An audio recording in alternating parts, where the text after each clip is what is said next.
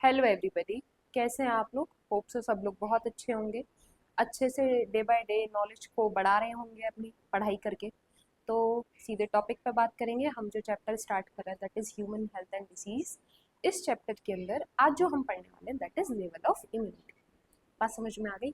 Level of immunity को हमें देखना है कि कैसे लेवल ऑफ इम्यूनिटी है, क्या है, कैसे है। थोड़ा सा धैर्य धारण करके रखिएगा। हो सके तो पेन पेपर लेके बैठिएगा ताकि आप लास्ट में चीज़ों को ज्वाइन कर पाएँ, एक के बाद चीज़ें दूसरी चीज़ से आप कनेक्ट कर पाएँ। क्लियर है? समझ में आ रही? तो हेडिंग डाल लेंगे बिल्कुल टाइम को वेस्ट नहीं करते हुए। Level of immunity, level of immunity. ठीक है, पहले तो देखिए इम्यूनिटी बेसिकली कितने टाइप की होती है? दो तरीके की होती है। कौन कौन से दो तरीके हैं? एक तो इनेट इम्यूनिटी और दूसरी होती है बच्चा एक्वायर्ड इम्यूनिटी, है ना। एक तो क्या होती है इनेट इम्यूनिटी और एक क्या होती है एक्वायर्ड इम्यूनिटी। इनेट इम्यूनिटी देखिए, first line immunity, innate immunity के अंदर क्या क्या आता है? फर्स्ट लाइन ऑफ डिफेंस और सेकंड लाइन क्या है बिल्कुल बात करेंगे, एक मिनट रुक जाना जरा सा। एक्वायर्ड के अंदर क्या आता है? Third line of defence. थोड़ा सा पेशेंस बना के रखना, अभी सब कुछ डिस्कस करेंगे। क्लियर? इनेट इम्यूनिटी के अंदर क्या होता है? फर्स्ट लाइन ऑफ डिफेंस और यहाँ क्या है? Second line of defence. Innate immunity क्या होती है? Non specific. ये क्या है? स्पेसिफिक। अभी समझ में आ जाएगा क्या कैसे है, सब कुछ समझ में आ जाएगा। क्लियर? इतनी बातें ये जो लिखी हुई हैं, ये वर्ड एक एक वर्ड पकड़ रहे हो फिलहाल, तो समझने की नहीं कह रही मैं तुमसे, अभी वर्ड पकड़ लिए हमने, कहाँ क्या लिखना है। अब देखो जरा सा आराम आराम से, धीरे धीरे धीरे धीरे। जो आपका इनेट इम्यूनिटी है, सबसे पहली बात हमने इसके अंदर लिखा है नॉन स्पेसिफिक है। नॉन स्पेसिफिक मतलब इसको ऐसे समझ लो कि भाई ये बना ले हम, बहुत बड़ा सा दिख रहा है, बहुत बड़ा एक एम्पायर है किसी किंग का। सही है? दिख रहा है? और यहाँ पे ये कोई इनेमी है, कोई शत्रु है जो यहाँ एंटर करना चाहता है एम्पायर में। सही? सही है? अब वो क्या रहा है समझना। अब किंग का एम्पायर है तो भाई किंग के एम्पायर में घुसा भी ऐसे नहीं जा सकता। सोचो राजा, जब भी तो वो राजा है। सोच के देखो, यहाँ पे इसके यहीं घुस, यहाँ तो यहाँ तक पहुंचने के लिए तो बड़ी दूर की बात है। यहाँ क्या है? यहाँ पे बहुत सारे सैनिक होंगे, है ना, जिनके हाथ में गन होगी, ये होगा वो, पता नहीं कितने सारे हथियार होंगे इनके पास। ऐसा भी हो सकता है कि कोई नदी हो, यहाँ ही पहुंचने के लिए कोई नदी हो, नदी में बहुत सारे इसने क्या फेंके हुए, मगरमच्छ है, सांप है, और ये वो, ऐसे वैसे कैसे कैसे सब है। उसके बाद यहाँ आग जली हुई है भाई, कि कोई आ जाए तो इसको इस आग में ही फेंक दे। सोच रहे हो? और राजा का महल इस तरह का बना हुआ है कि इस साइड एक खाई बनी हुई है कि कोई अनवांटेड पार्टिकल, कोई शत्रु आ जाए तो उसको उस खाई में फेंक दो दूसरी तरफ। ठीक है? दूसरी तरफ राजा का खुद का इतना ऐसा एम्पायर है कि भाई पीछे भी बहुत बड़ी, एक तरीके से कह सकते हैं ना समुद्र, एक तरीके से इतनी बड़ी, इतना बड़ा जल मार्ग है कि भाई अगर कोई यहाँ और यहाँ ना पहुंचे तो यहाँ फेंक दो। क्योंकि शत्रु कहाँ से आना चाह रहा है? शत्रु इस तरफ से आना चाह रहा है। ये एक विशेष सरल मार्ग है। अब सोच के देखो, इसके लिए तो कितना कठिन है यहाँ तक पहुंचना। बात समझ पा रहे हो? नहीं समझ पा रहे हो? किसके लिए? अरे शत्रु के लिए। तो सोच के देखो, सबसे पहले क्या है कि भाई फर्स्ट लाइन शुरू में तो आपको, अब शत्रु जब प्लान बनाया कि भाई सबसे पहले तो हमें इसको पार करना है, ये जो बैरियर है इसको पार करना है। बस समझ रहे हो? फिर हमें ये बैरियर भी पार करना है, फिर हमें ये बैरियर भी पार करना है, फिर हमें ये बैरियर भी पार करना है। हमें इन सब बैरियरों को जुगाड़ बैठाने, तब हम किंग तक पहुंचेंगे। अब जुगाड़ बिठा, अगर हमारे पास एक सीधी समझी योजना है तो हम किंग तक जाएं, वरना हम मर के ही लौटेंगे। ये कौन प्लान बना रहा है? नहीं प्लान बना रहा है। अरे बात समझ पा रही हो? नहीं समझ पा रही? तो ये जो, ये क्या है डिफेंस के तरीके कि भाई पहले तरीके। अब इन्हें भी जो तरीका बनाएगा कि भाई पहले लाइन में, फर्स्ट लाइन, कुछ ने इसने जो भी तरीका बनाया कि भाई यहाँ से कैसे निपटना है, तो वो किस तरीके का तरीका हुआ? First line of defence. बात समझ रहे हो? फिर इसने यहां से बचने का जो तरीका बना, that is second line of defence. और दोनों ही किसके पार्ट है ये? Innate immunity. अब ये यहां और यहां तो पार कर लिया इसने, अब इसको ये और ये भी पार करना है।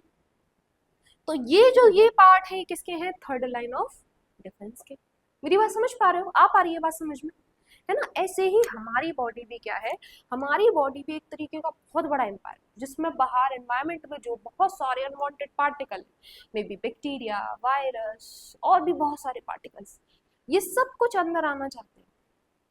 तो हमारी बॉडी इसको प्रोटेक्ट करके रखती है और उसने प्रोटेक्शन के लिए डिफेंसिव सिस्टम बना रखे हैं, और उन सिस्टम को ताकि हम आसानी से पढ़ सकें, समझ सके, फिजिशियन ने क्लासिफाई कर रखा है।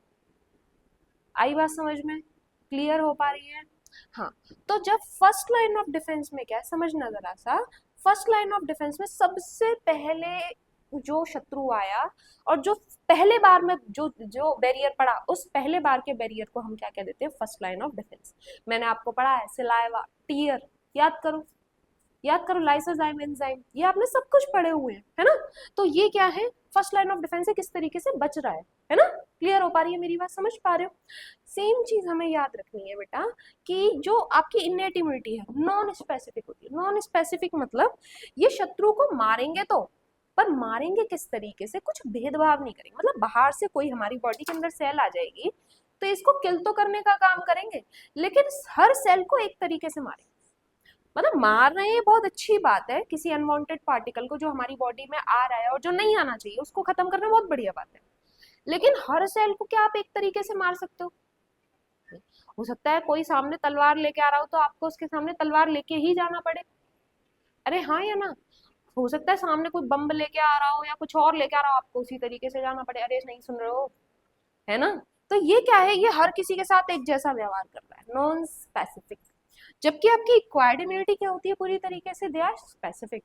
अगर कोई तोप लेके आ रहा है उसके लिए अलग व्यवहार, तलवार लेके आ रहा है उसके लिए अलग व्यवहार, जो जैसा आ रहा है उसके लिए वैसा ही व्यवहार करेगी। कौन? Acquired immunity. दूसरा, क्योंकि इसके लिए सोच के देखो स्पेसिफिक है, हर सेल के लिए अलग अलग तरीके का व्यवहार कर रही है, तो इसी वजह से इसकी क्या हुई? डाइवर्सिटी भी क्या हो गई? बहुत ज्यादा हो गई। डाइवर्सिटी भी क्या हो गई? इसकी बहुत ज्यादा हो गई। इसकी स्पेसिफिसिटी भी ज्यादा हुई और इसकी जो डाइवर्सिटी है ना, जो इसको किल करने की, इसकी कॉमन सी बात है, सोचो, इसकी जब ये स्पेसिफिक है तो इसकी डाइवर्सिटी भी बढ़ गई। अरे समझ पा रहे? नहीं समझ पा रहे? हर तरीके, हर सेल के लिए अलग अलग तरीके का काम करेगी। और क्या है भाई? इसकी मेमोरी, मतलब यहाँ पे मेमोरी सेल भी बनती है। कॉमन सी बात है, यहाँ पे हर बार एक नई तकनीक, यहाँ पे तो एक तकनीक से लड़ाई हो रही, तुम पहले आओ, दूसरा आओ, तीसरा, हमेशा ये बस तलवार लेके खड़े हुए। तुम यहाँ आओगे तो कभी तलवार लेके खड़े हैं, कभी बॉम्ब लेके खड़े हैं, कभी कैसे खड़े हैं, कभी कैसे खड़े हैं, डिपेंडिंग ऑन द सिचुएशन। तो ये क्या कर रहे हैं कि मेमोरी, ये अपने अंदर क्या प्रोड्यूस करते हैं? मेमोरी सेल भी बना के रखते हैं। मेरी बात समझ पा रहे हो? नहीं समझ पा रहे? क्यों क्यों बना के रख रहे हैं अपने अंदर मेमोरी सेल? सोच के देखो जरा सा। इसलिए ताकि, सोच के देखो, आज कोई इंसान इनके पास बॉम्ब लेके पहुंच गया, है ना, और इन्होंने बॉम्ब उसका रिफ्यूज कर दिया।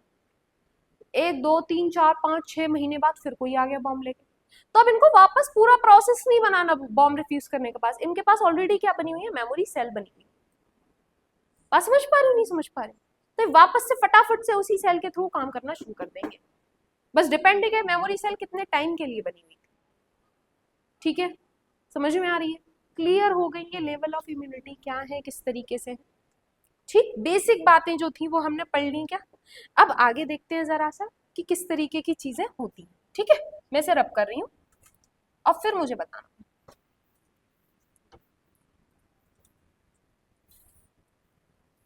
ठीक है, अब देखते हैं जरा कोई पैथोजन किस तरीके से काम कर रहा है बॉडी के अंदर आकर।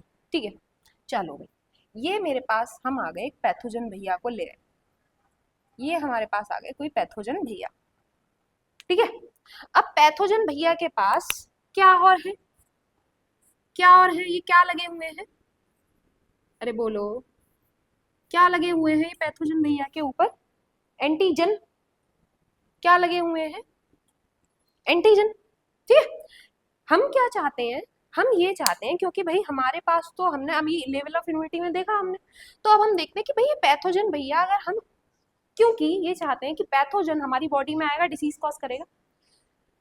कुछ ना कुछ तो इस पैथोजन के पास ऐसा है, अगर हम इस पैथोजन का थोड़ा सा पार्ट अपने शरीर में ले आए जो डिसीज कॉज कर रहा है, तो हमारी बॉडी के अंदर क्या बन जाएंगी, मेमोरी सेल।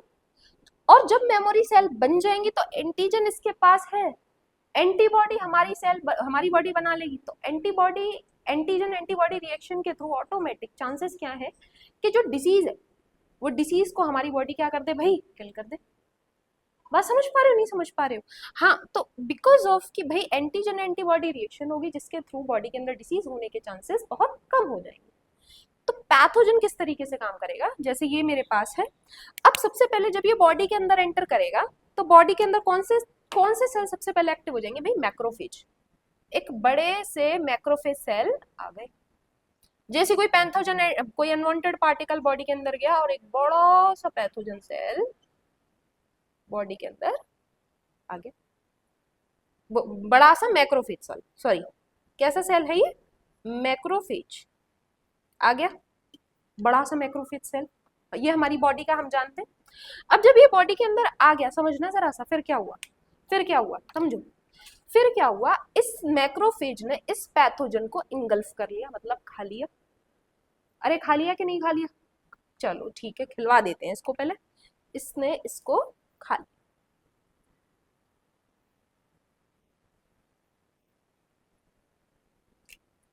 ये पैथोजन था, उसी कलर का बनाते हैं।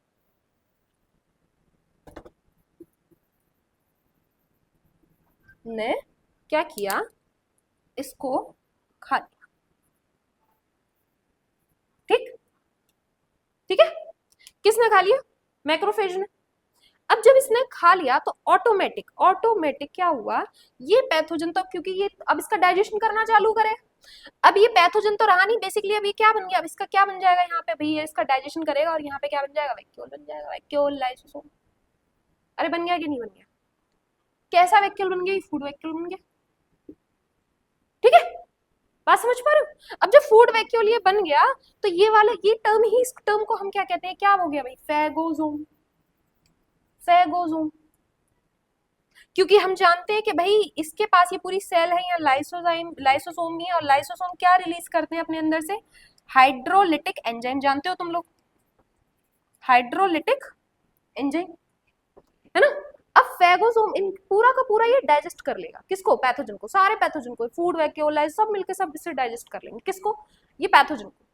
सिर्फ क्या डाइजेस्ट नहीं हो पाएगा, इसके ऊपर ये जो एंटीजन के ब्लैक वाले पार्टिकल्स लगे हुए हैं ना, ये डाइजेस्ट नहीं हो पाएंगे। कौन नहीं कर पाएगा इन्हें डाइजेस्ट, ये हाइड्रोलिटिक एंजाइम सब कुछ डाइजेस्ट कर लेगा, सिर्फ ये जो ब्लैक वाले पार्टिकल लगे हुए हैं ये इनको डाइजेस्ट नहीं कर पाएगा। अब जब ये इसको डाइजेस्ट नहीं कर पाएगा, बस समझ रहे हो, ये लाइसोजाइम इस हाइड्रोलिटिक एंजाइम के थ्रू इन सबको डाइजेस्ट कर देगा, बस ये ब्लैक वाला जो पार्ट रह गया इसको डाइजेस्ट ये नहीं कर पाएगा। तो क्या होगा, समझना जरा सा, समझना जरा सा। तो बॉडी के अंदर क्या क्या रह गया भाई, क्या क्या बचा सिर्फ बॉडी के अंदर, बॉडी के अंदर सिर्फ पार्टिकल कौन कौन से बचे, ब्लैक वाले पार्टिकल ही बचे हमारे पास, बचे कि नहीं बचे, जिनको हम क्या कह रहे हैं, एंटीजन। अरे कह रहे हैं कि नहीं कह रहे। अब यही एंटीजन कहाँ पे आ गए, मैक्रोफेज के अंदर है। इसी को हम क्या कहते हैं, एपीसी कॉम्प्लेक्स। क्या कहते हैं बेटा, एपीसी कॉम्प्लेक्स। बात समझ पा रहे हो, क्या कहते हैं, एंटीजन प्रेजेंटिंग मैक्रोफेज कॉम्प्लेक्स या सेल, कॉम्प्लेक्स या सेल। यानी कि मैक्रोफेज के ऊपर, मैक्रोफेज के अंदर क्या देखने के लिए मिल रहा है, मैक्रोफेज के अंदर आपको क्या देखने के लिए मिल रहा है, एंटीजन देखने के लिए मिल रहा है। बात समझ में आ रही है, क्लियर हो पा रही है, क्लियर हो पा रही है। अब कॉमन सी बात है, ये एंटीजन यहाँ आ गए, है ना, एंटीजन ये यहाँ आ गए। अब समझेंगे अगला अगला काम क्या हो रहा है कि ये एपीसी करेगा क्या, यहीं से पकड़ेंगे, यहीं से ध्यान से, मैं बाकी सब कुछ रब कर रही हूँ।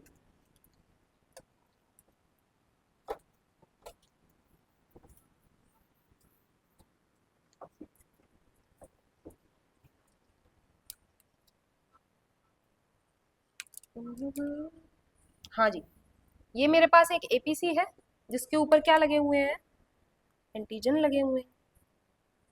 हमारी बॉडी इसको कैसे यूज करेगी, देखना हमारी बॉडी इसको कैसे यूज कर रही है। देखो जरा सा क्या कर रही है हमारी बॉडी इसके लिए,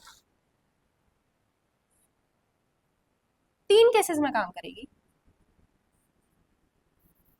हमारी बॉडी क्या कर रही है, 3 केसेस में काम करेगी। बोर्ड पे देखो सब लोग। सबसे पहले ये क्या बनाएगी, लिम्फोसाइट। एक मिनट रुकना। हाँ, तो सबसे पहले क्या बना रही है, बी लिम्फोसाइट। दूसरा मैक्रोफेज,